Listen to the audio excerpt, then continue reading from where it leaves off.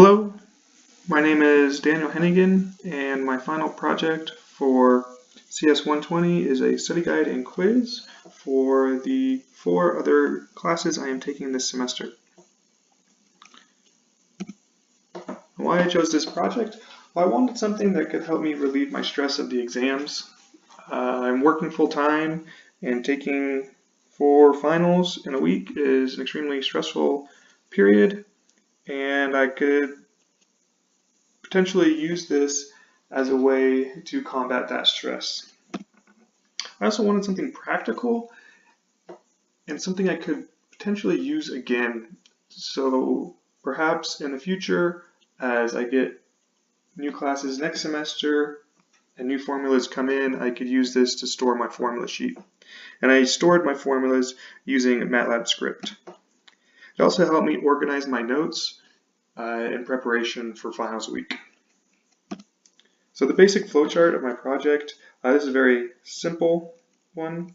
You choose your exam out of the 4 exams, and it asks you 5 questions with 3 possible answers.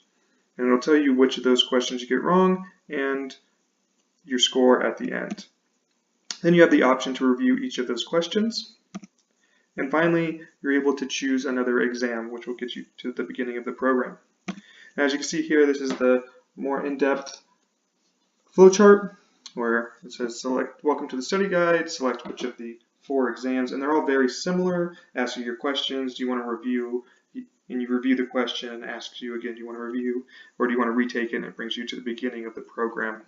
And then finally the end of the program, if you say no to the review and no to the retake of the exams. My references obviously automate the boring stuff, which helped me quite a bit. I used Mike Dane for the majority of this program because he taught me about using classes.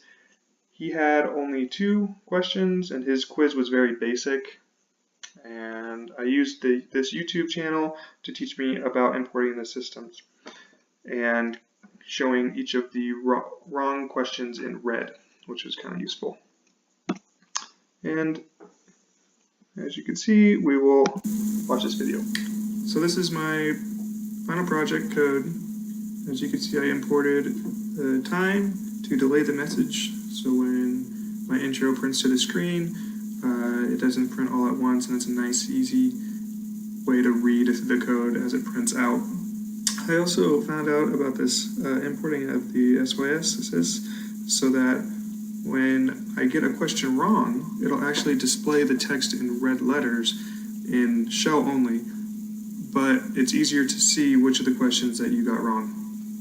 And as we get into our code, I have an intro that will always prompt in the beginning of the program, which is welcome to my study guide, and my second function is to choose which of the 4 exams you want to review or you want to take. And I have my EET 402 and 472 and the rest. Now what I got from my source was that it told me about creating a class. And so I create a class and a prompt and answer for each of the questions. So you come down here and you have the class right here where it has the prompt, and I use this where this is prompt 0 is this line, prompt 1 is this line, and all the way to 4, which is question 5. And the prompt is this unit right here, and it simply prints this out. So if we look at number 5, this is the question with the new line, and it has your 3 possible answers for the multiple choice.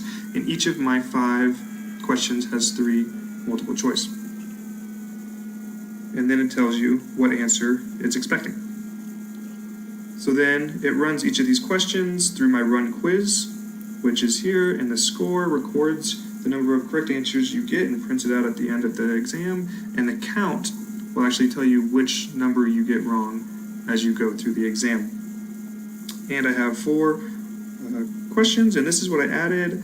I added the recording the number you got wrong. I added a lot more questions and different exams from my source. My source only had 2 questions and 2 possible answers. It was very short.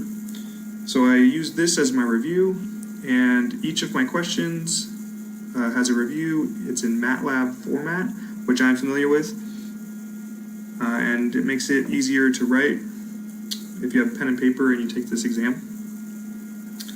So I have 5 questions, 5 reviews, and 3 possible answers, and 4 tests. And it's very similar for the other ones, just depending on which one you want to take. So if we come down, this is very similar. This is my main. It'll always ask you to take the exam again at the end, and depending on which one you want to take, it'll re-prompt the intro. So it's very similar to our fantasy game that we used in class, and this is the input. So if we go ahead and run it, as you can see, it's really nice and easy. You do print, and we could go, yes, we want to review EET 402, and you select as to renewable energy, which is EET 402. So we have a single phase inductor, and this is jargon depending on my class, which I'm not going to go into. So we could say, hey, we got it wrong, so you need to review question number 1 in red. So if we just go through the rest, as you can see, it doesn't say anything if you get the question correct. But if we go through it, and see, and it says, would you like to review a question? So yes. Which question would you like to review? Well, let's review. We come up here, question number 1. And it uses, as I said, use these formulas for both PF values and calculate S new minus S. And this is MATLAB format, MATLAB scripts, which I'm not going to get into. But we could always review more questions. And let's go question number 4. And it says if Q is negative, and it gives you a little hint of how to solve these problems. So no, we don't want to take another question, but yes, we want to take another exam, and it reruns the code. And we could go, we want to take exam 3, which is electronic communication. So we run through my quiz, and number 5 we could say is C. So we got a few wrong because we weren't really paying attention, but no, we don't want to take another, and no, we do not.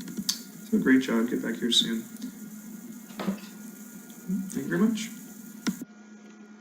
Alright, thank you very much. That was the end of my program.